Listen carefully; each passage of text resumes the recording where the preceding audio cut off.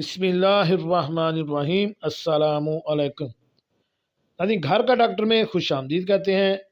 آج کی میری اس ویڈیو کا موضوع ہے کہ نبی پاک صلی اللہ علیہ وآلہ وسلم نے کیوں شادی کو سنت قرار دیا، جمع ہم بستری کے فوائد اور نقصانات۔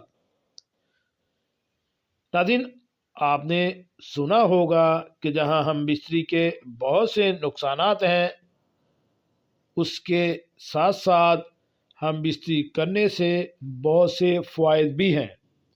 وہ کون سے فوائد ہیں جس میں اسلام نے شادی کو سنت قرار دیا ہے، اس کے بارے میں آپ کو تفصیل سے بتاتا ہوں۔ تو شروع کرتے ہیں آج کی ویڈیو۔ ناظرین، جمع یعنی ہم بستری کرنے کے فوائد۔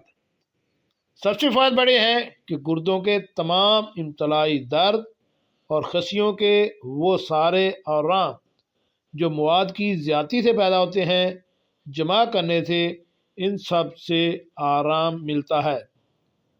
اگر زمانہ دراز تک جمع سے پرہیز کیا جائے اور منی اپنی تھیلی میں بند رہے تو اس سے آنکھوں میں تاریکی، سر بھاری بھاری، دوران سر درد، کمر چڑھیکی، رگوں میں درد اور ورم کی شکایت پیدا ہو جاتی ہے۔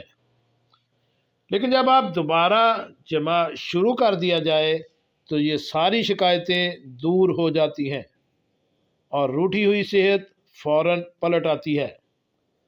اگر طبیعت میں جمع کی خواہش پیدا ہو، کسی وجہ سے اس خواہش کو عملی جامہ نہ پہنایا جا سکے تو بدن میں سر درد یا بدن سرد ہو جاتا ہے اور صحت میں خلل اور طبیعت میں کوفسی پیدا ہو جاتی ہے، بھوک جاتی رہتی ہے اور جمع کے بغیر ان شکایتوں سے جان نہیں چھوٹتی۔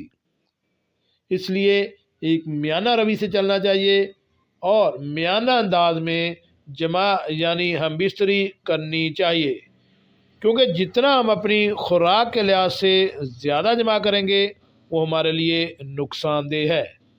اس لیے اپنی خوراک کے حساب سے ہفتے میں حکمہ کے مطابق کم از کم یا زیادہ سے زیادہ 3 بار لازمی جمع کر لینا چاہیے۔ جی ناظرین، کیسی لگی آج کی یہ میری معلوماتی ویڈیو؟ ایسی معلوماتی ویڈیو حاصل کرنے کے لیے میرے اس چینل کو